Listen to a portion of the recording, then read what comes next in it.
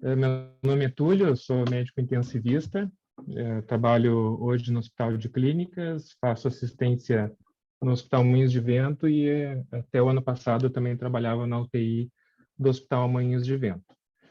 Bom, a Angélica me convidou para falar sobre esse tema com o título de Manejo Perioperatório Intensivo, mas acho que um nome mais poético, eu acho que seria uma jornada pela medicina perioperatória, tá?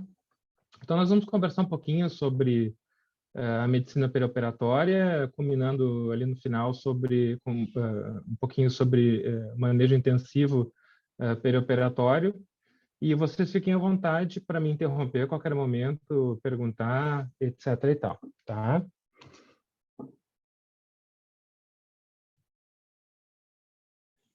Por que se fala sobre esse assunto, né? A cirurgia ela é uma doença, vamos dizer assim, tá? Que ela é uma doença que a gente inflige a um paciente para tratar uma outra doença cujo prognóstico é pior, tá? Então, quando eu entrei na faculdade, em 1995, mentiram para mim, tá? Disseram que em uns 20 ou 30 anos não ia mais existir cirurgia. A gente ia ter uma pílula para tratar todas as doenças e que logo, logo os cirurgiões iam estar morrendo de fome, né? O que foi, então, uma grande mentira, um ledo engano, né? A gente sabe que o número de cirurgias no mundo não para de subir, né? Fazendo uma comparação entre 2004 e 2012, o número de cirurgias realizadas no mundo subiu de 234 milhões para ao redor de 313 milhões, um aumento de 34% em 8 anos, tá? E existe uma estimativa que agora em 2020 isso já tem aumentado mais 25%, tá?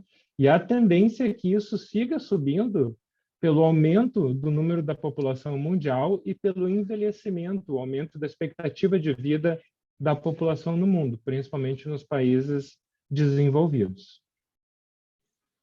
A mortalidade cirúrgica geral no mundo, ela varia entre 1 a 4%, em média 0,5%. Mas a morbidade geral, ela fica ao redor de 16%. E uma coisa importante é que quem desenvolve uma morbidade pós-operatória tem 5 vezes mais chance de morrer quando comparado a quem não desenvolve uma morbidade perioperatória. Então, aquele paciente que opera e a cirurgia vai lisa, o cara tem alta logo, sem nenhuma complicação, o prognóstico dele é muito melhor do que aquele que desenvolve uma complicação, às vezes tão simples quanto uma insuficiência renal aguda que se reverte, ou um ilho pós-operatório. Tá? E a impossibilidade de resgatar os pacientes que desenvolvem uma morbidade e acabam morrendo por causa dela é um conceito que eu vou falar de novo depois mais tarde, falha do resgate. Tá? Isso é uma medida de qualidade em assistência hospitalar perioperatória no mundo, principalmente nos Estados Unidos, tá? E daí nós vamos falar um pouquinho sobre isso mais tarde.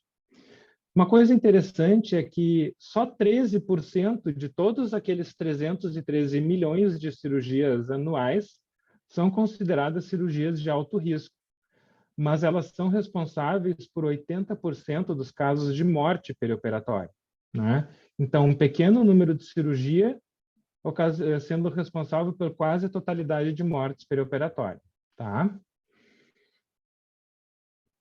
E é importante a gente salientar que a morbimortalidade cirúrgica, ela varia entre países, né? No Brasil ela é uma, nos Estados Unidos ela é outra.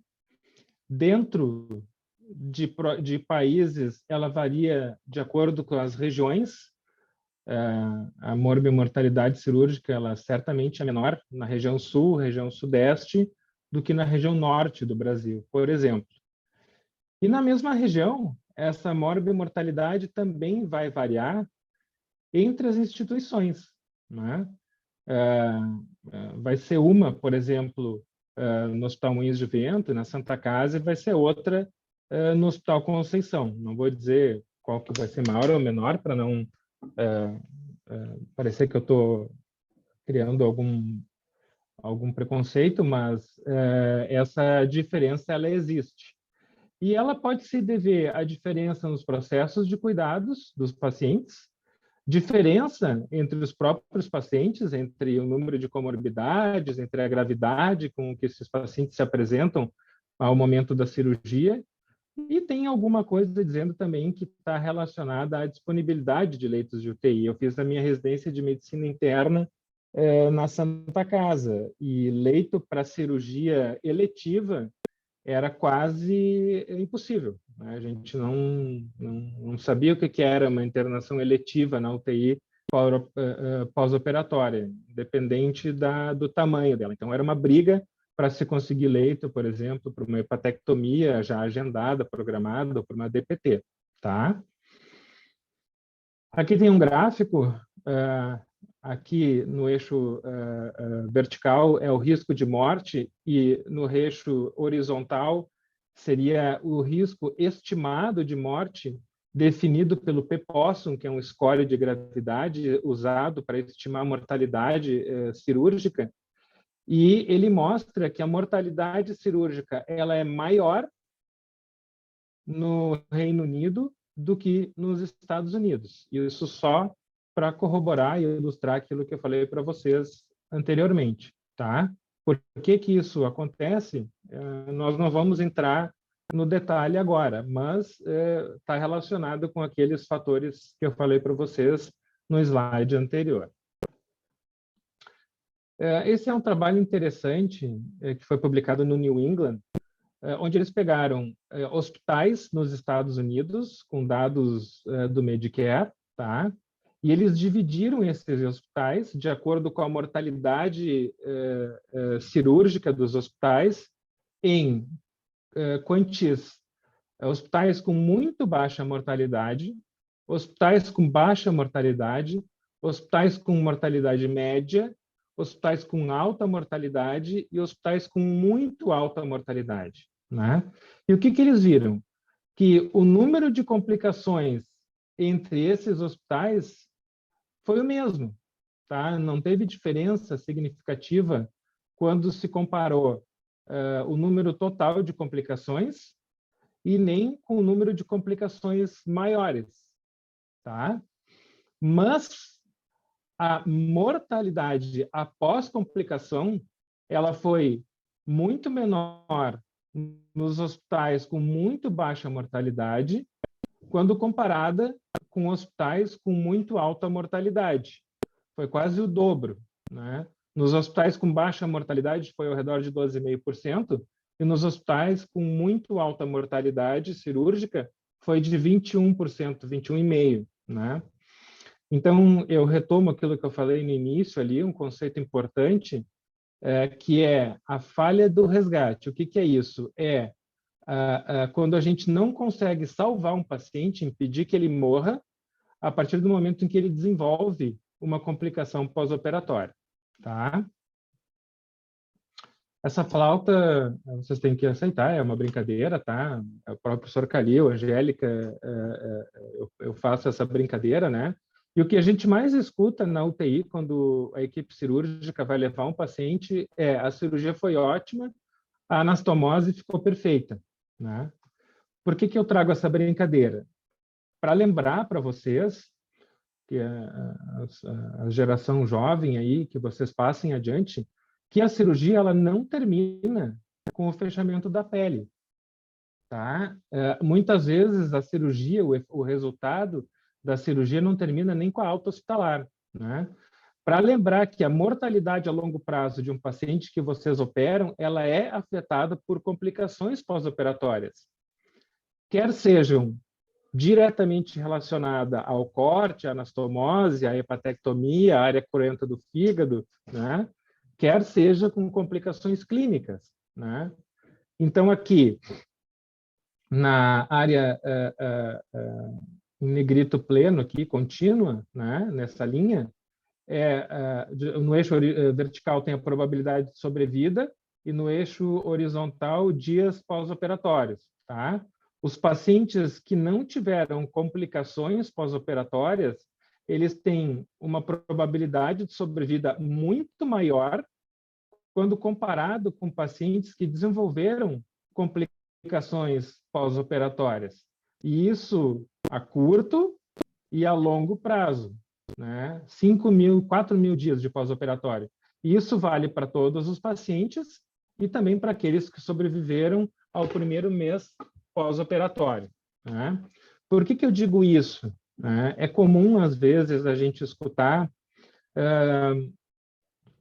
esse paciente eu não gostaria que desse heparina profilática hoje, porque eu tenho medo que sangre anastomose.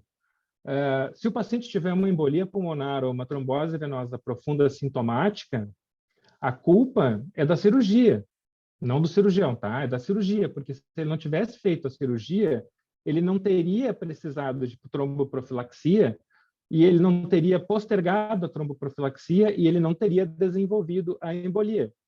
Então, é importante, sim, a gente se preocupar com a integridade da anastomose, com que não haja fístula biliar, com que não tenha deiscência da anastomose biliodigestiva na DPT, mas é importante que a gente se preocupe com o paciente como um todo, para que ele também não tenha essas outras complicações que também vão afetar a sobrevida e o prognóstico desses pacientes, né? Um ilho pós-operatório que o paciente tenha ficado 7 a 10 dias sem se alimentar, que teve a internação prolongada, que desnutriu ele, que vai atrasar talvez o início da quimioterapia depois para o tratamento da neoplasia dele, e isso vai influenciar no prognóstico dos nossos pacientes, dos pacientes de vocês, primariamente, né, que encaminham para os clínicos. Então, a gente tem que se preocupar com isso também, sim, tá? O meu paciente, eu não quero que ele coma nada hoje. Por quê? Né? Hoje está bem comprovado e bem definido, já está em diretriz que os pacientes têm que ser alimentados precocemente no pós-operatório. Então, para a gente poder seguir à risca essas coisas, para tentar, de uma maneira, através de uma abordagem multimodal, melhorar o desfecho cirúrgico desses pacientes, né? Então, hoje em dia, a gente tem à nossa disposição uma série de bundles de comportamento, que são os protocolos de recuperação rápida, ou os Enhanced Recovery After Surgery Protocols, que vocês devem conhecer bem, né? A gente tem hoje as cirurgias minimamente invasivas, quer seja por vídeo ou robótica, né? Que isso tudo combinado vai atuar para melhorar o desfecho cirúrgico do doente que vocês estão operando. Vocês estão me ouvindo? Sim. Não, Sim, sim. Qualquer momento, Sim. se vocês quiserem, podem fazer interrupções e perguntas e inserções, tá? Então, o objetivo dessa nossa conversa provavelmente não vai ser nada, não vai ser ver nada novo para vocês, mas revisar algumas coisas que eu acho importante nessa jornada que eu falei para vocês no início, que é classificar os diferentes tipos de cirurgia de acordo com a necessidade ou risco, avaliar, fazer um pouquinho uma revisão, não bem rápida, porque eu sei que vocês têm uma aula só sobre isso, que é de avaliação pré-operatória. Depois, uma coisa diferente, que é identificar os pacientes de alto risco, conhecer a fisiopatologia cirúrgica, que sim, a cirurgia é uma doença, né, um trauma controlado, né, e como a insuficiência cardíaca, a gente tem que saber os parefeitos dessa doença, os efeitos deletérios, para que a gente possa atuar e minimizar isso, para falar um pouquinho, então, de manejo perioperatório, tá? Você sabe, então, que as cirurgias elas são classificadas como cirurgia imediata ou de emergência, onde a intervenção deve ser feita imediata para salvar vida, órgão ou membro, e isso deve ser feito em alguns minutos, tá? Não existe avaliação pré-operatória para esse tipo de doente e cirurgia. Então, a ressuscitação, a avaliação, ela ocorre junto com a intervenção, né? O cara que chegou com uma peritonite fecal por perfuração de cólon, por um tumor que perfurou, vai ser operado, não tem muita coisa que inventar, né? A gente tem as cirurgias de urgência, que a gente tem um pouco mais de tempo para fazer intervenção, mas ela também tem que ser feita rápida e a avaliação pré-operatória nesse tipo de cirurgia também não vai acontecer, mas ela vai o acompanhamento perioperatório, a identificação de fatores de risco, etc. e tal, vão acontecer junto com a ressuscitação e a cirurgia. E a gente tem as cirurgias dito tempo dependente, ou time sensitive, né? Que são aquelas que devem ser feitas tão logo quanto possível, mas que não traz uma ameaça direta à vida, a um órgão ou membro, ela pode ser feita em dias a meses. Por exemplo, aqui uma cirurgia para uma neoplasia, tá? E a cirurgia que é dita eletiva, que essa sim, ela vai ser feita quando for o momento mais adequado para o paciente e para o cirurgião, né? Uma cirurgia bariátrica, por exemplo, uma cirurgia plástica. Então, essas cirurgias, elas podem ser feitas quando for mais adequado ou até nem necessariamente precisam ser feitas, tá? Isso aqui é um gráfico com aquilo que eu falei para vocês.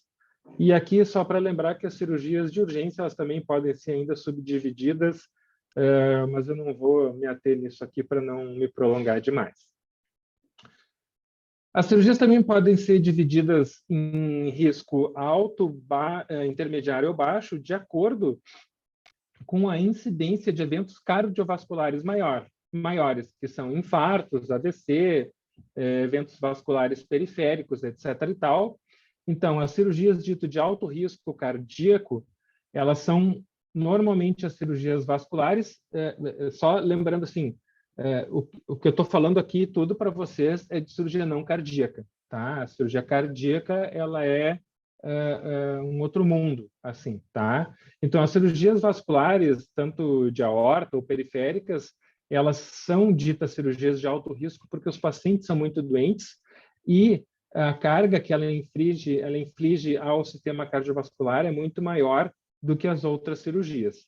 As cirurgias de risco intermediário são a maioria das cirurgias que vocês lidam no dia a dia, são as cirurgias intraperitoneais, intratorácicas, cirurgia de endarterectomia de carótida, de cabeça e pescoço, cirurgia ortopédica, cirurgia de próstata, e as cirurgias de baixo risco cardiovascular, com uma baixa incidência de eventos cardiovasculares maiores, que são as cirurgias endoscópicas, superficiais, cutâneas, cirurgia de catarata, mama e outras cirurgias ambulatoriais.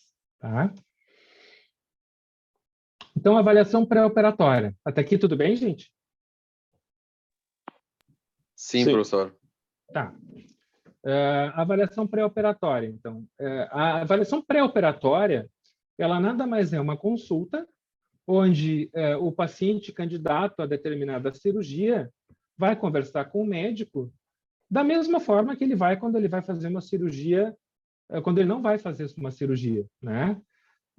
A gente vai fazer uma revisão de saúde, né? E, claro, consciente de que o paciente vai ser submetido a uma cirurgia, a gente vai tentar detectar, tratar, otimizar uma condição, né? Ou uma patologia que aquela pessoa, aquele doente tenha, que possa influenciar negativamente o pós-operatório dele, tá? Então, sei lá, o cara vai ser operado, vai ser candidato a fazer uma gastrectomia para neoplasia e o cara é um tabagista pesado.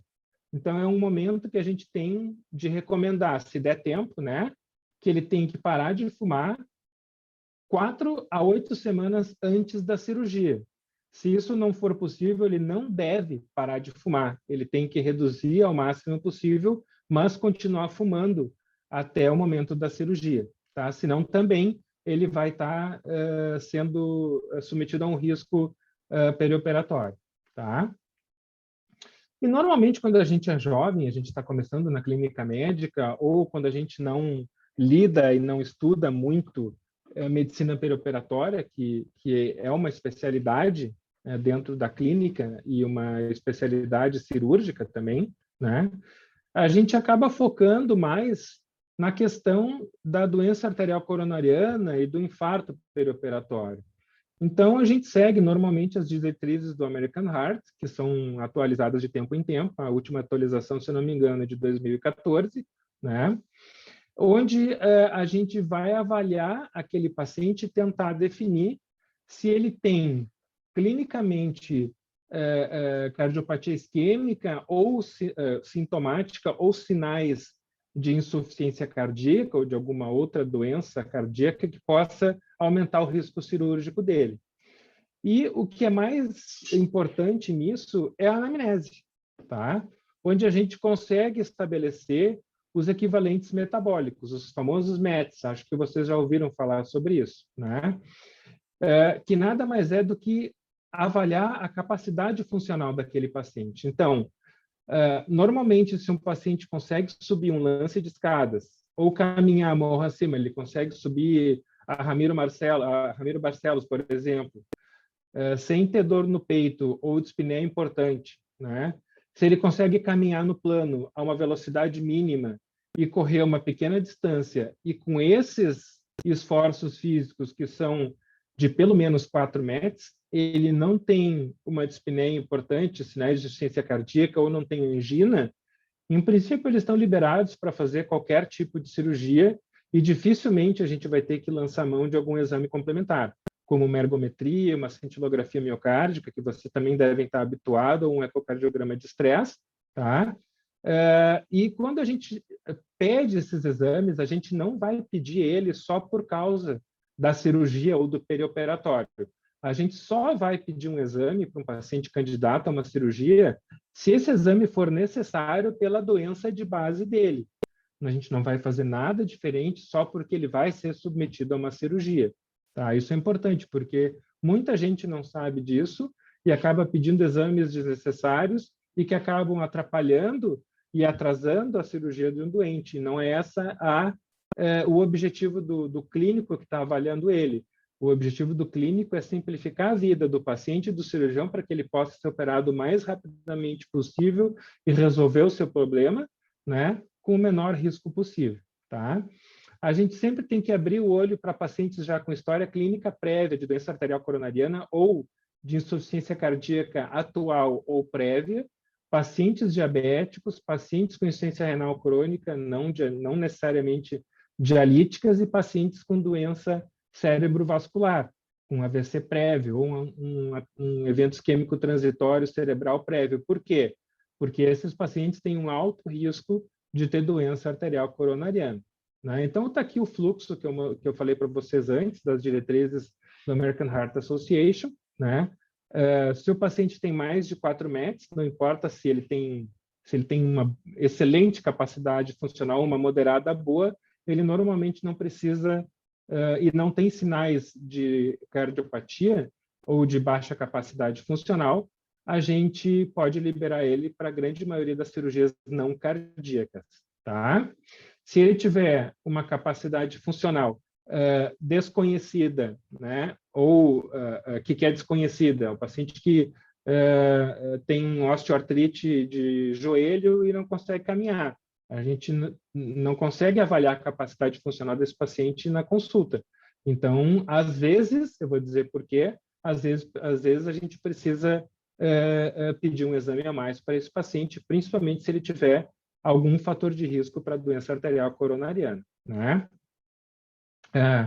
Importante, né, que só para reforçar o que eu falei antes, a gente não vai pedir nada para um paciente só porque ele vai ser submetido a uma cirurgia.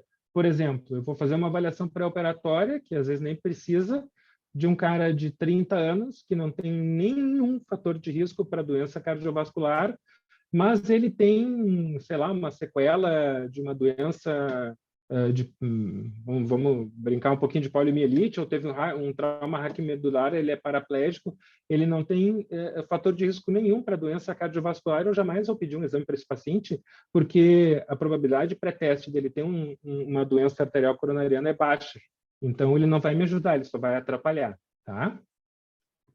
Isso aqui é uma tabela de um artigo, só para mostrar para vocês, aqui em cima atrás, o risco cirúrgico, a capacidade funcional, que foi o que eu acabei de falar para vocês, avaliado através dos equivalentes metabólicos, e o número de fatores de risco para a doença coronariana, nenhum, mais de 1 a 2 ou 3, e aqui baixo risco, risco intermediário ou alto, e a capacidade funcional em excelente, ruim e ruim, raramente a gente vai ser obrigado a solicitar um exame para esse paciente. Pode ver, tem 1, 2, 3, 4, 1, 2, 3, 4, 5, 6, 7. São 28 quadradinhos, a gente só precisa obrigatoriamente solicitar exames em 4 quadradinhos, tá? Então, os clínicos definitivamente pedem exame demais no pré-operatório dos doentes e muitas vezes isso acaba atrapalhando. Como que a gente identifica o paciente de alto risco e para que identificar o paciente de alto risco? Bom, saber quem que a gente vai operar é um paciente de alto risco para complicação e morte é como se fosse o santo grau da medicina perioperatória, tá? Porque a gente, sabendo isso, a gente pode programar a estratégia pós-operatória, por exemplo, se esse paciente vai fazer o pós-operatório na UTI, ou se ele pode fazer o pós-operatório na SR, ou numa sala de cuidados pós-anestésicos, ou numa sala intermediária, né? Se a gente vai ter que ficar olhando esse paciente mais de perto e por um pouco mais de tempo, depois da alta desses locais, para detectar e conseguir tratar rapidamente uma complicação e impedir que ele morra, né? E também para otimizar a utilização de recursos que são finitos ou caros, né? Quando a gente pede exames demais ou quando a gente quer levar os pacientes que não precisam para a UTI, a gente acaba gastando dinheiro, tanto do SUS quanto do convênio, que a gente sabe que são recursos preciosos e que nem o SUS nem o convênio têm recursos ilimitados para arcar com esses excessos que muitas vezes a gente comete, tá? Algumas maneiras, então, de identificar o paciente de alto risco. A gente pode usar scores de risco. A gente tem um teste que a gente chama que é o teste de exercício cardiopulmonar ou a ergoespirometria. Acho que vocês já devem ter visto isso, né? Aquele paciente, os atletas fazem muito isso nos seus clubes, quando ele fica correndo na esteira com uma máscara, né?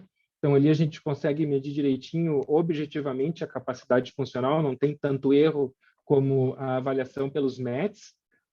A gente consegue definir consumo de O2 e limiar anaeróbico, que eu vou explicar para vocês, né?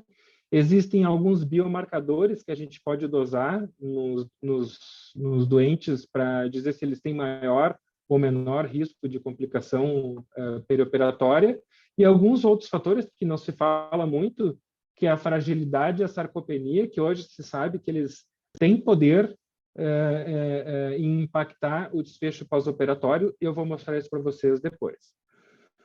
Os critérios de risco, falando um pouquinho, o que vocês mais conhecem e vocês lidam no dia a dia é o ASA, tá? O score fisiológico do ASA, né? Que é um score simples que os anestesistas colocam em todas as folhinhas ali de relato anestésico, né? Que está associada em conseguir predizer o tempo de internação na UTI, complicações pós-operatórias e até mortalidade, mas ela é um pouco subjetiva demais, tem variabilidade se for aplicada por um anestesista ou outro, vocês já devem ter percebido isso. Será que ele é um ASA 3, um ASA 4? Vou botar ASA 3. Isso aí acontece com uma certa frequência, mas é um score válido, né, e com comprovação que ajuda a definir complicação pós-operatória, ele é usado até hoje, tá? Um outro score que há muito tempo era usado bastante na prática clínica, que era o POSSUM, né, que é o Physiological and Operative Severity Score for the Enumeration of Mortality and Morbidity, o POSSUM, tá? Ele avalia 12 variáveis fisiológicas e 6 variáveis operatórias, e com isso ele consegue estimar a morbimortalidade dos doentes cirúrgicos, tá? Antigamente se usava um ponto de corte de 10%, isso lá na década de 90, para indicar a internação na UTI. Já. Isso é um valor muito alto, né? Mas naquela época se fazia isso. Então, está aqui ele, né? Então, as variáveis fisiológicas e as variáveis transoperatórias, né? Não vou citar todas, isso aí está em qualquer artigo, é só digitar no Google aí que vai aparecer para vocês, e a gente não usa muito na prática clínica, mas ele é usado, sim, para fazer como uma ferramenta de auditoria.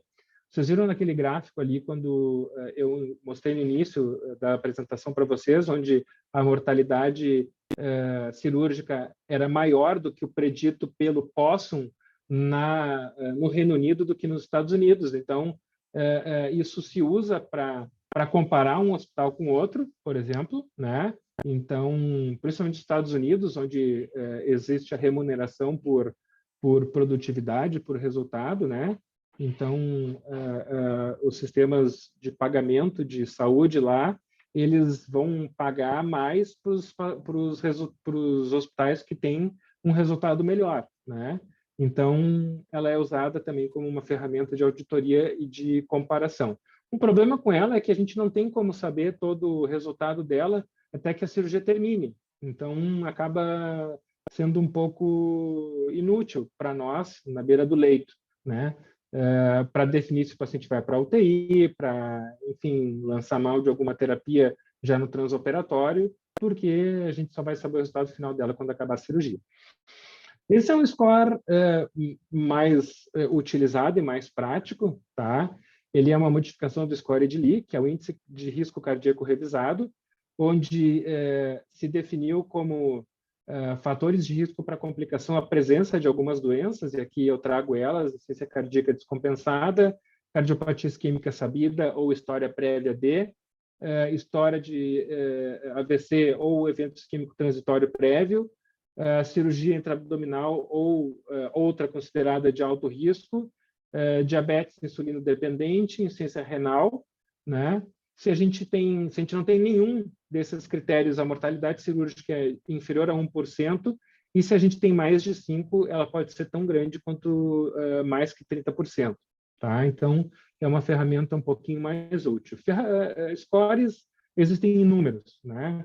Os médicos normalmente adoram scores, calculadoras de risco, etc. e tal, mas não tem um melhor que o outro, mas só para vocês saberem que existem vários e que eles servem assim para determinar se um paciente é de baixo ou alto risco, né? Falando um pouco então do teste cardiopulmonar, de exercício cardiopulmonar, ou a ergospirometria, ele nos dá algumas variáveis, por exemplo, o limiar anaeróbico. O que é o limiar anaeróbico?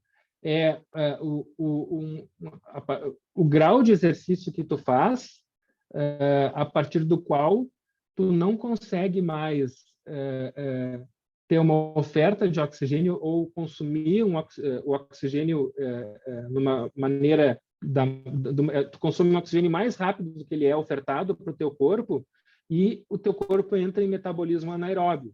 Então, tu começa a ter o que vocês já conhecem também, hiperlactatemia e acidose lática. E tem trabalhos mostrando, por exemplo, que um limiar anaeróbico menor que 11 ml por quilo-minuto, ele é capaz de predizer pior desfecho em cirurgia abdominal, transplante hepático, por exemplo, né? Normalmente ele se situa ao redor de 11, 15, 10, varia um pouquinho o trabalho que tu vai ler, mas normalmente é em torno desse número, tá? Isso aqui é uma medida objetiva do que a gente faz no consultório quando a gente faz aquelas perguntas para o paciente, tá? Se ele consegue subir escada, subir uma lomba, correr um pouquinho ou caminhar um pouco mais rápido, tá? E eles podem ser usados, e o resultado dele pode ser usado para determinar se a gente vai fazer, por exemplo, pós-operatório de um doente na unidade de tratamento intensiva ou não. Os biomarcadores que eu falei para vocês, principalmente a troponina e o BNP, acho que vocês já ouviram falar, né, nisso, e o aumento desses biomarcadores no pré e no pós-operatório, eles estão associados a pior desfecho cirúrgico de eventos clínicos, principalmente cardiovasculares maiores, tá? E eles podem ser associados a alguns scores de risco também para melhorar o desempenho diagnóstico desses scores de risco, tá? Outras coisas que a gente presta menos atenção, mas que também sabidamente estão associados a um pior resultado cirúrgico, são a presença de fragilidade e sarcopenia, que é uma coisa relativamente nova, não que sejam doenças novas, mas que está se prestando atenção mais a isso só recentemente, né? A gente sabe que pacientes que têm fragilidade, a capacidade da fragilidade para dizer um evento ruim ou um desfecho ruim, uma morbimortalidade pós-operatória, é melhor que o score de ASA, por exemplo, é melhor que o score de risco cardíaco revisado, e maior que o score de Eagle, que eu não conheço, mas é um score também de risco semelhante àqueles que eu falei para vocês. Tá? Então, quando um paciente é muito frágil, a gente tem que prestar atenção nisso. Tá? E um outro conceito, que é a sarcopenia. Sarcopenia é deficiência de massa muscular associada à redução de força ou de desempenho físico. Tá? Isso é um fator de risco isolado para pior desfecho cardiovascular. Eu lembro uma vez que eu fui chamado por um cirurgião oncológico para fazer uma avaliação de uma paciente num pré-operatório, que ela tinha uma neoplasia de ovário, com carcinomatose peritoneal e estava subocluída. Eu fui avaliar a paciente não tinha nenhuma outra doença, ela não tinha nenhum fator de risco para doença arterial coronariana, ela não tinha clínica de cardiopatia isquêmica, tá? Mas era uma paciente extremamente sarcopênica, ela era praticamente restrita ao leito, ela mal conseguia caminhar até o banheiro, né? Então, nós nos reunimos, eu, o cirurgião oncológico e o oncologista clínico, para definir o que ia ser feito. Eu disse, olha, essa paciente ela não tem condições de ser submetida a uma cirurgia maior do que uma ressecção ali, uma colostomia. Não tentem fazer alguma coisa muito maior para ela que ela não vai tolerar. Mas se optou por fazer um debulking e quimio-hipertérmica intraabdominal, intraperitoneal, que é uma das cirurgias mais agressivas que eu conheço, e a paciente morreu em 48 horas na UTI. Tá? Então, como é que a gente faz para definir o risco perioperatório de um paciente? Na cirurgia eletiva, a gente tem um time de medicina perioperatória. Tem o cirurgião, tem o clínico, né, que entende de medicina perioperatória, que não é todo clínico que entende. A gente tem o nutricionista, a gente tem o fisioterapeuta, né? Esse time todo vai avaliar aquele paciente, identificar fatores de risco, se possível, por exemplo, no caso do tabagismo, como eu falei para vocês, poder parar antes da cirurgia, se houver um tempo hábil para isso. Se o cara for sarcopênico, por exemplo, ele pode ser incluído num programa de terapia nutricional e de condicionamento físico para melhorar a força e a massa muscular, também se houver tempo, isso tudo para ele ir para a cirurgia com uma condição maior. O teste cardiopulmonar ele ajuda, associado aos dados epidemiológicos, aos scores de risco também, e com isso a gente consegue predizer um risco individual para o nosso paciente e determinar o que a gente vai fazer com ele já no pré-operatório e depois no trans e no pós-operatório. E cirurgia de emergência, o principal determinante que a gente vai conseguir usar para definir o risco daquele paciente são as doenças crônicas dele, por exemplo, o cara é um DPOC, usuário de O2 domiciliar, é um paciente de alto risco, né? Ou o distúrbio fisiológico grave, que é aquela doença para a qual ele internou cirúrgica, está ocasionando no organismo dele. O cara entrou com choque séptico por peritonite fecal. Cirurgia é um paciente de altíssimo risco, né? Então, nesse contexto, talvez os scores sejam a principal ferramenta. Tá? Alguma dúvida até aqui? Não. Tá. Eu sei que eu estou me estendendo e eu falo muito rápido, vocês intervenham se for o caso, tá? Então, uma vez conhecendo o risco cirúrgico e o risco do paciente, a gente pode, como exemplo nesse gráfico, onde no eixo vertical a gente tem o risco cirúrgico e no eixo horizontal o risco do paciente, se ele for um paciente de baixo risco e uma cirurgia de baixo risco, a gente não tem que fazer nada. O paciente vai para a cirurgia, a gente só vai usar os preceitos de minimizar trauma cirúrgico e os conceitos do ERAS, pós-operatório no SR, beleza, o cara não precisa de linha arterial, o cara vai precisar só de oximetria de pulso e acabou, é só a gente não atrapalhar esse paciente que ele vai bem, tá?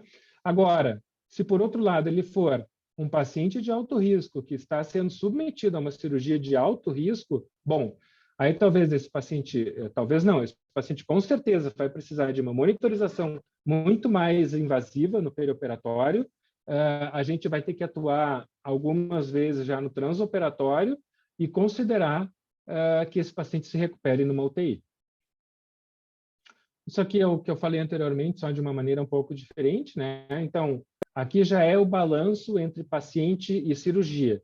Se for um risco baixo, oximetria de pulso, monitorização de pressão não invasiva é o suficiente.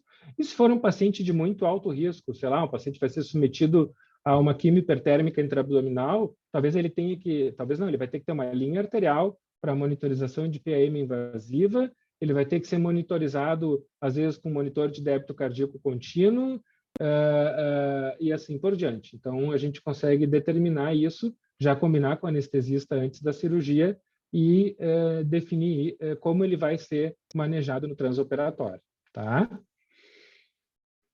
Passar, então, para a fisiopatologia da cirurgia, né, que nada mais é que a resposta do nosso organismo ao trauma e ao estresse cirúrgico, tá? Então, como eu falei para vocês, a cirurgia é uma doença, né, que tem uma série de repercussão no nosso organismo, tá? Então, o trauma cirúrgico está associado à ativação do sistema nervoso simpático, liberação de hormônios do nosso organismo, como cortisol, insulina, hormônio do crescimento, vai, por consequência disso, ter alterações nas células de defesa do nosso organismo. A gente vai ter um estado, normalmente, de imunossupressão secundário a esse trauma. Isso vai ser maior ou menor, de acordo com o trauma cirúrgico sendo maior ou menor também, tá? Aqui são alguns exemplos de alterações hormonais no transoperatório ocasionadas pelo trauma cirúrgico, que eu não vou entrar em detalhe. Bem simples, né? A fisiopatogenia. Eu só vou dizer para vocês assim, ó, a fisiopatogenia da resposta ao trauma cirúrgico e ao estresse cirúrgico, ela é praticamente igual à resposta do organismo à infecção, tá? Se a gente tem uma sepse urinária com um grau, uma carga de bacteremia baixa, a gente vai ter uma repercussão. Se a gente tiver uma infecção de corrente sanguínea por catéter, onde a carga bacteriana é maior, por exemplo, a repercussão vai ser outra, né? E com a cirurgia acontece a mesma coisa. Então, só vou resumir para vocês aqui, ó. O estresse e a lesão tissular e a dor, né, elas vão ocasionar alterações inflamatórias, alterações neurohumorais, que vão resultar em ativação simpática, ativação da cascata de coagulação, liberação de hormônios catabólicos, que vão resultar em perda de massa muscular, catabolismo proteico e imunossupressão, tá? Então, isso é o resumo do resumo. Aqui a gente tem um gráfico também que mostra a cirurgia, as suas respectivas consequências e algumas formas, alguns exemplos que a gente tem de atuar nisso. Por exemplo, a resposta inflamatória, a gente consegue atuar fazendo uma cirurgia videolaparoscópica ou robótica, quando possível, né? A dor, que está associada a uma série de efeitos maléficos ao organismo, a gente pode minimizar usando analgesia peridural, analgesia baseada em não opioide, tá? Anti-inflamatório não esteroide, por exemplo. A gente pode usar corticoide, medicamentos como a gabapentina e a pregabalina no perioperatório, tá? O catabolismo proteico, a fraqueza e a disfunção muscular, a gente consegue reduzir com minimização do jejum pré-operatório, com iniciação de nutrição enteral ou oral precoce no pós-operatório, mobilização e deambulação precoces, tromboembolismo por trauma tissular e eventos e o estado protrombótico que um paciente que é operado fica, com deambulação precoce e tromboprofilaxia química, né? Com heparina profilática, por exemplo, ou os novos inibidores da coagulação direto, tá? Então, para a gente saber onde a gente atuar e a gente saber o que pode acontecer com o paciente, a gente tem que saber dos efeitos deletérios da cirurgia. E sabendo de tudo isso, a gente pode falar um pouquinho, então, aí sim, de manejo perioperatório, porque a gente não pode tratar um paciente com insuficiência cardíaca, por exemplo, sem saber de toda a fisiopatologia da insuficiência cardíaca. Mesma coisa, para a gente saber o manejo perioperatório, a gente tem que saber chegar lá, né? Esse é um gráfico de um estudo, eu esqueci o termo em português agora, em inglês é Landmark Trial, né? É um estudo de terapia intensiva, onde aqui no eixo vertical a gente tem o débito ou déficit de oxigênio, tá? E aqui no eixo horizontal a gente tem horas pós-operatório, né? O tempo zero é quando inicia a cirurgia e aqui a flechinha segunda é quando termina a cirurgia, tá? Normalmente, os problemas não surgem no transoperatório, a não ser que ocorra uma catástrofe. Lá, o cara deu um ops na veia cava, sangrou 3 litros, que não era esperado, enfim, essas coisas que podem acontecer, né? Mas, normalmente, o paciente começa a ter os efeitos deletérios da cirurgia quando ele termina a cirurgia, acaba a anestesia, o bloqueador neuromuscular é revertido, o paciente começa a ter dor, agitação, calafrio, e isso tudo está e o reaquecimento do paciente, né? E isso tudo está associado a um aumento de consumo de oxigênio, né? Que, se não equacionado com um aumento de oferta ou tratamento dessas condições que levam ao aumento do consumo de O2, ele vai ter uma repercussão menor ou maior para os pacientes, né? Na maioria das cirurgias, isso é tratado e isso volta ao normal e os pacientes sobrevivem sem complicações. Alguns pacientes vão ter um efeito deletério um pouco mais pronunciado e depois vão voltar à linha de base, eles vão sobreviver, mas vão desenvolver complicações, e tem alguns doentes que vão, a despeito de tudo que a gente faça, morrer no pós-operatório, né? Isso não parece bonito, mas isso é o que acontece, tá? Vocês sabem disso, né? E as famílias dos pacientes e o próprio paciente tem que saber disso, tá? Então, a janela para a gente atuar é aqui, ó. Quando acabou a cirurgia, muitas das vezes dos meus pacientes, eles querem que eu vá para o bloco com eles, eu digo que eu não vou, porque eu não vou fazer diferença no transoperatório com as pessoas com que eu trabalho, porque eu conheço os anestesistas e conheço os cirurgiões, mas no fim da cirurgia eu gosto de saber, né? Então, normalmente, quando a Angélica está terminando uma cirurgia ali com o professor Calil, eles já me mandam uma cirurgia, olha, o paciente está terminando, está indo para o leito tal da UTI, ou está indo para a SR, e eu vou lá e espero o paciente ali, ou pego o paciente e vejo ele na primeira meia hora, 1 hora que ele chegou na SR ou na UTI, que é onde eu sei que eu vou fazer a diferença, tá? E nesse período, a gente pode lançar mão de uma série de terapias de medicina intensiva, como titulação de fluidos, dependendo da resposta e da necessidade do paciente, usar vasopressor ou não, tudo isso visando a oferta de oxigênio para, pelo menos, empatar com o consumo de oxigênio do paciente naquele momento, para reduzir o débito e reduzir o número de complicações e tentar reduzir a probabilidade desse meu paciente, nosso paciente, morrer no pós-operatório, né?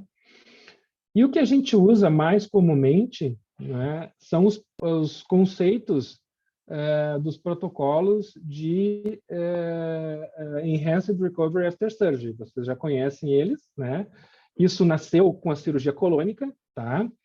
E cada vez, com o passar do tempo, vai se acrescentando novas oportunidades para intervir e para melhorar o desfecho dos nossos pacientes. E essas intervenções são divididas em intervenções pré-operatórias, de transoperatórias e de pós-operatórias, tá? Com relação ao pré-operatório, né? Pré-admissão e aconselhamento. Normalmente, quando o paciente interna, ele já tem que conhecer muito bem a cirurgia que ele vai ser submetido. O que vai acontecer com ele, se ele vai ou não acordar ainda entubado, etc. e tal. Vocês sabem, né, que o ideal hoje, isso já bem definido, é não operar os pacientes em jejum, né? Então, os pacientes que eu faço a avaliação pré-operatória e o planejamento pré-operatório, eles já saem com uma receita de 400 ml de maltodestrina 5% para tomar 4 e 2 horas antes da cirurgia, para não ir em jejum para a cirurgia, tá? Tentar evitar preparo colônico, por exemplo, profilaxia antimicrobiana só o tempo necessário, tromboprofilaxia começando já no pré-operatório e, de preferência, não mandar o paciente sedado com as premedicações, que antigamente eram a regra para esses pacientes. Tá? As condições intraoperatórias, de preferência anestésicos de curta ação, sempre que indicado e possível analgesia peridural, evitar ao máximo drenos desnecessários e sondas desnecessárias, evitar sobrecarga de água, de fluido e de sal, né? Quando a gente dá cloreto de sódio, a gente dá água e sal para os nossos pacientes, então também de preferência usar ringalactato ou outras substâncias um pouco mais balanceadas, e evitar a hipotermia desses pacientes, né? Eu sei que a gente sente calor operando, mas o paciente fica com o abdômen ou o tórax aberto, e esses pacientes acabam sofrendo e acabam chegando, às vezes, muito hipotérmicos, ou na sala de recuperação ou na UTI. Então, a gente tem maneiras de minimizar isso, infundindo soluções mornas, né? Sempre tem como fazer.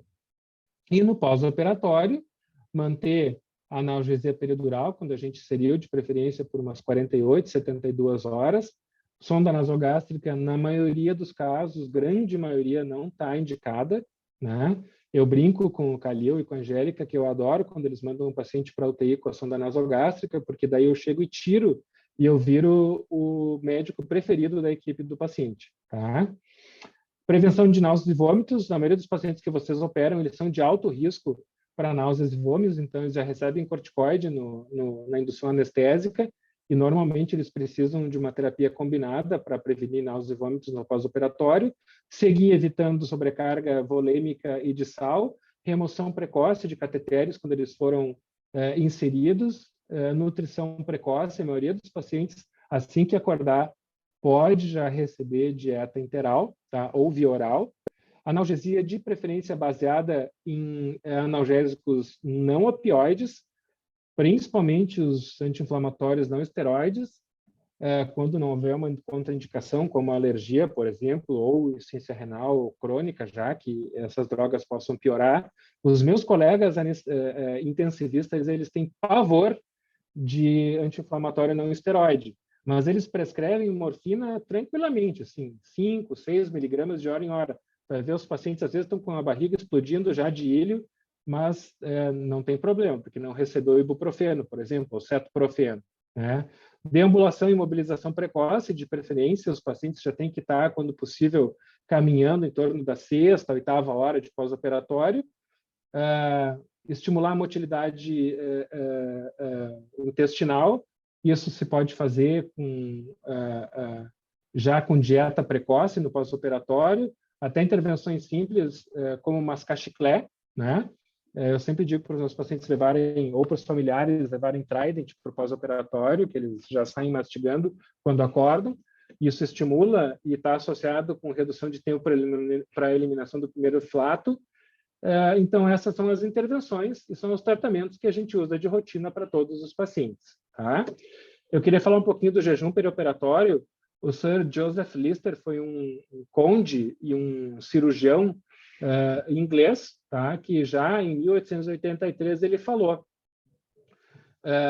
que, embora não seja desejável que o paciente tenha conteúdo sólido no estômago quando lhe for administrado o clorofórmio, é muito salutar administrar para ele uma xícara de chá ou um caldo de carne 2 horas antes da cirurgia, né? 1883. Eu queria ouvir vocês agora e só saber se vocês sabem de onde que surgiu a famigerada história do NPO pré-operatório.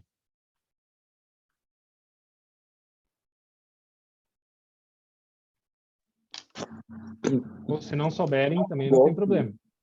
Não sei, não sei. Oi? Eu Pois é, particularmente né? não sei. Mas isso virou um dogma, né, na medicina cirúrgica, né, perioperatória. Né? Eu tenho certeza que não é por culpa de vocês quando eu falo isso, não estou falando isso para constranger ninguém, né?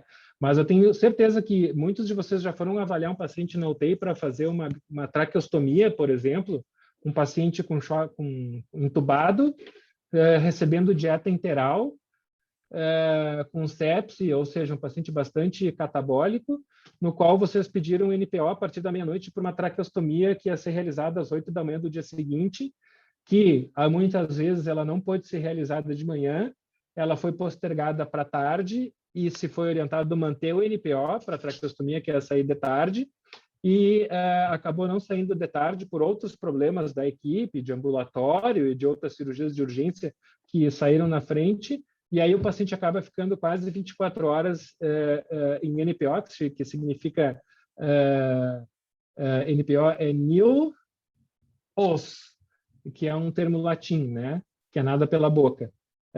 Isso já aconteceu com algum de vocês, né? Sempre. Então tá. E então essa história surgiu, né, com esse médico, tá? Que ele era um obstetra, isso na década de 40, eu acho. Deixa eu ver aqui, ó, 1946, tá? Onde ele viu que algumas gestantes na hora do trabalho de parto ou do parto cesáreo, que eram anestesiadas com anestesia inalatória, elas vomitavam e aspiravam e faziam uma lesão pulmonar aguda, que até hoje leva o nome dele, que é a síndrome de Mendelssohn, tá? Então, é um relato de casos que foi publicada no... aqui, ó, American Journal of Obstetrics and Gynecology, tá? Em 1946. Então, por causa disso, tá? Que tem essa coisa do NPO pré-operatório que a gente vê acontecer ainda muito em muito lugar, tá? Isso não é uma medicina baseada em evidência, tá? O jejum perioperatório não reduz risco de aspiração. Ele não, na verdade, ele não está associado com o aumento do risco de aspiração, né? E, na verdade, ele tem efeitos salutares sobre o paciente no perioperatório, tá? Desculpa, o jejum tem efeitos deletérios sobre o paciente no pós-operatório. Ele está associado ao aumento do estresse metabólico, associado à resistência insulínica, hiperglicemia, aumento do catabolismo proteico, perda de massa muscular e redução de força no pós-operatório. E a gente sabe que, até por diretriz, isso já está nas diretrizes brasileiras, da Sociedade Brasileira de Anestesiologia, que os pacientes podem comer sólidos. Claro que uma comida não muito, como dizem os nossos avós, pesada, até 6 horas antes da cirurgia, e tranquilamente os pacientes podem ingerir líquido até 2 horas antes da cirurgia, tá? E aqui é aquela janela que eu falei para vocês, que a gente pode abreviar o jejum perioperatório, onde a gente pode dar uma carga de carboidrato, normalmente a maltodestrina 12,5%, né? Pelo menos 400 ml 2 horas antes da cirurgia, que daí o paciente não é operado em jejum, e a gente consegue abolir todos esses efeitos deletérios causados por jejum perioperatório, tá? Isso requer uma comunicação grande entre a equipe, né? Então, quando eu faço a avaliação de um cirurgião, normalmente não vai no meu consultório pacientes de cirurgiões que eu não conheço, mas às vezes eu ligo para ele e pergunto quem é o anestesista, né? Porque dependendo do anestesista, tem que ligar para ele e explicar que o paciente vai receber. Isso tem pronto em farmácias especializadas, tá? Um dos nomes que existe é o Fresobin Jus, tem diversos sabores, por exemplo, que eu vou mandar o paciente assim, só para ele ficar sabendo, para não cancelar a cirurgia por minha causa, depois o paciente ficar bravo comigo, tá? Mas isso comprovadamente está associado a um melhor desfecho perioperatório. A analgesia peridural é outra coisa que também tem um efeito benéfico no pós-operatório, que é uma coisa que eu queria pincelar melhor com vocês, porque ela reduz a necessidade de opioides, está associado com redução de ílio, né? Ela, por causar uma redução da atividade do sistema nervoso simpático, ela reduz a resistência insulínica e também o catabolismo proteico, né? Então, a analgesia peridural, quando a cirurgia for aberta, né, ela, de preferência, tem que ser usada, tá? Desde que o paciente não tenha uma contraindicação. A gente sabe que, às vezes, a gente vai operar um velhinho lá, que tem redução dos espaços para fazer a punção e analgesia dos espaços vertebrais, a gente não, pelo menos a gente tentou, né? Então, a analgesia perioperatória está associada à analgesia tanto em repouso quanto em movimento. Os pacientes caminham com analgesia peridural, tá? Está associada à redução de complicações pulmonares, porque tu não tem dor. E se tu não tem dor para respirar, tu respira melhor. E se tu respira melhor, tu não tem atelectasia, não tem acúmulo de secreção, não desenvolve pneumonia, tá? Também está associada à redução de fenômenos tromboembólicos, de eventos cardiovasculares, porque o paciente não fica taquicárdico, ele pode sim ficar hipotenso, que eu vou falar depois para vocês. Reduz a incidência de ílio, reduz a necessidade de analgésicos opioides e não opioides, enquanto o paciente está com analgesia peridural, via de regra, ele não precisa receber nenhum outro tipo de analgesia sistêmica, tá? E reduz o estresse cirúrgico, tá? Aqui eu já falei no outro slide ali de redução do balanço nitrogenado negativo de perda de massa muscular. Isso é uma outra coisa importante, a administração de fluidos perioperatória, tá? Ela, por definição e pelos critérios do ERAS, elas devem ser o suficiente para manter a volemia do paciente e evitar a qualquer custo o excesso de sobrecarga de sal e água nos doentes. Porque o trauma cirúrgico, por si só, ele já causa uma disfunção de uma membrana que recobre as nossas células, as células dos vasos sanguíneos, por exemplo, que é o glicocálice, tá? É uma membrana proteica de glicosaminoglicanos, etc. e tal. O trauma cirúrgico, por liberação de mediadores inflamatórios, ele acaba destruindo essa membrana ou lesionando ela, e a gente acaba perdendo líquido para o interstício, levando a edema, que pode ser edema intestinal, que vai estar associado a ílio, e vai estar associado também a descência de anastomose, tá? Normalmente, a gente usa 1 a 3 ml por quilo-hora, né? Claro que no transoperatório, se o paciente teve lá um sangramento inesperado de 500 ml, a gente vai fazer um bolus de 500 ml, se o cara ficar hipotenso, principalmente se ele tiver um monitor de responsividade a volume, e vai transfundir o paciente se for necessário ou não, dependendo da hemoglobina pré-operatória do doente, mas a manutenção até que o paciente comece a comer é em torno de 1 a não mais 3 ml por quilo-hora. Normalmente, 1 ml por quilo-hora é o suficiente, tá? Isso não é um gráfico de perioperatório per se, mas é todo doente crítico, né? A gente sabe que a hipovolemia está associada a pior desfecho e a hipervolemia também. Então, a gente sempre tem que tentar manter o paciente nesse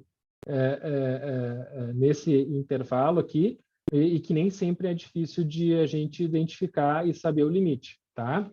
Na medicina intensiva, dependendo, e na medicina perioperatória, dentro do bloco cirúrgico, ali na sala, o anestesista e o intensivista, eles têm como saber se o paciente precisa e se o paciente vai responder a volume, tá? Então, a gente dá volume para um paciente com a única e exclusiva intenção de aumentar o débito cardíaco desse paciente, que vai levar a um aumento da oferta de oxigênio para os tecidos desse paciente, né? 50% dos pacientes que estão internados e que têm algum grau de instabilidade hemodinâmica, tanto no bloco cirúrgico quanto na UTI, eles não são fluido responsivos, ou seja, eles não melhoram o débito cardíaco deles quando a gente dá aqueles 500 de Ringer, corre 500, né?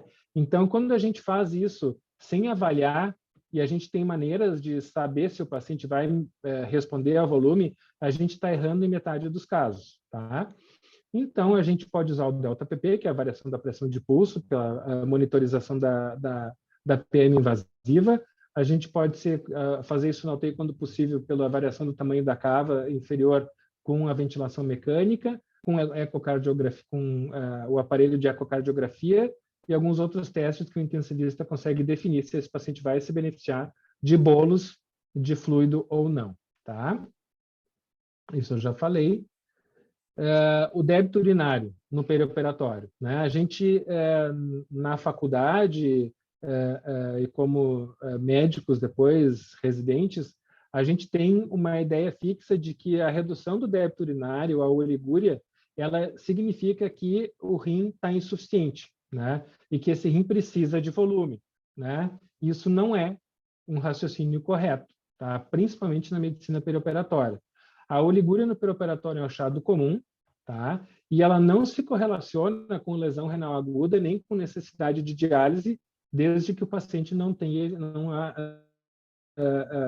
mostre sinais de redução de débito cardíaco. Por outro lado, o balanço hídrico positivo em demasia, ele está associado, sim, à insuficiência renal aguda, tá? Pelos motivos que vocês já sabem. O volume em excesso, ele pode causar aumento de pressão intraabdominal por perda de líquido para o espaço intersticial ou por o espaço intraperitoneal, por aumento de pressão intraabdominal e também no próprio rim, como ele é um órgão encapsulado, ele pode ter uma síndrome compartimental local, tá? Aqui, então, o pós-operatório, aqui seriam condições patológicas, né? O paciente pode estar um pouco hipovolêmico no pós-operatório, sem problema nenhum. A náusea e o vômito vão estar associados à liberação de hormônio antidiurético, bem como a hipovolemia, a ativação do sistema nervoso simpático, do sistema renina-angiotensina-aldosterona, e tudo isso vai fazer com que o rim retenha líquido e urine pouco, tá? Mas isso não precisa ser revertido se o paciente estiver estável, se o paciente estiver bem, se o paciente estiver aquecido, bem perfundido, a gente não precisa dar volume só porque o paciente urinou 100 ml em 6 horas. Isso também é verdade e acontece com mais frequência na cirurgia videolaparoscópica, porque pelo pneu peritônio aumenta a pressão intraabdominal, existe uma reabsorção dos vasos abdominais do CO2, que é injetado no peritônio para fazer o pneu peritônio poder se operar com segurança, né? E essa oligúria, às vezes, os pacientes ficam onúricos até umas 6 horas de pós-operatório. E tem gente que não sabe e fica lá tocando-lhe fluido no doente para ver se ele urina. É só esperar que isso vai reverter sozinho, tá? E lembrando, né, que 500 ml de urina é uma coisa para um paciente de 100 quilos e 500 ml de urina é uma coisa para um paciente de 30 quilos. Então, a gente sempre deve levar em conta o débito urinário de acordo com o paciente, com o tamanho do paciente, né? E a gente sabe que um débito urinário em torno de 0,3 até 0,2 ml por quilo hora no pós-operatório, desde que o paciente não tenha sinais de baixo débito cardíaco, ele é perfeitamente tolerável e que intervenções para tentar reverter isso podem trazer malefício para o doente, tá? Uma coisa importante que as pessoas que não estão habituadas a fazer medicina perioperatória é quando o paciente está com analgesia peridural, né? A hipotensão ela é quase a regra no paciente que está com analgesia peridural, principalmente quando ele tem opioide junto, tá? Ele causa vasodilatação periférica, né? E quem não sabe disso, vai lá e enche o paciente também de fluido. O paciente que está hipotenso com analgesia peridural, ele não precisa de líquido, ele precisa, sim, de vasopressor. E muita gente não sabe disso, vai lá, o cara está hipotenso, desliga a analgesia peridural. Aí o cara morre de dor e tem todos aqueles eventos deletérios que eu falei para vocês, de sentir dor, de ativação simpática, de taquicardia. Então, se o paciente está com analgesia peridural, ele tem que usar a analgesia peridural. Claro que eu estou falando para vocês dentro de um razoável, né? Daqui a pouco o cara está com 100 ml hora de nora, ele deve ter algum outro problema e que a analgesia peridural deve estar piorando isso aí. Bom, daí a gente pode fazer um teste e tentar parar a analgesia peridural até que a gente faça o diagnóstico do que está acontecendo naquele doente, tá? Então, aqui só revisando, então, a jornada perioperatória, né? Então, ela passa de uma avaliação pré-operatória, que ela é multidisciplinar, multiprofissional, onde a gente vai detectar e tratar e otimizar condições médicas pré-existentes para o paciente poder ser operado, né? De acordo com o que tu detectou aqui, com o risco daquele paciente, o risco da cirurgia, tu vai ou não fazer uma monitorização hemodinâmica mais avançada. No pós-operatório, tu vai tratar adequadamente a dor, que isso a gente não sabe tratar direito, né? O paciente vai ser admitido precocemente ou não na UTI. ou para a sala de recuperação pós-anestésica, né? E depois que ele tiver alta desses locais, se ele foi para a UTI, o ideal é que ele fosse ainda avaliado bem de perto e com frequência nas primeiras 48, 72 horas, de preferência pela equipe da UTI que conhece ele, depois que ele saiu, para, em algum momento que isso surja ou não, uma intercorrência e uma morbidade pós-operatória, ela possa ser detectada e tratada precocemente para que a gente não tenha uma falha de resgate, que eu falei para vocês, né? Vocês lembram disso daí, tá? O paciente vai daí ser submetido à reabilitação, vai ter sua alta hospitalar e a continuidade do seu tratamento, né? E não existe maneira melhor de fazer isso do que um trabalho de equipe, com treinamento e reavaliação do que tu fez, e tu só consegue fazer isso se tu tiver dados e se tu pesquisar como é a prática local e os resultados da instituição onde tu trabalha, tá? Espero não ter feito ninguém dormir, acho que eu demorei demais, eu não sei que horas são agora, 8h20. Se vocês quiserem fazer alguma pergunta, fiquem à vontade.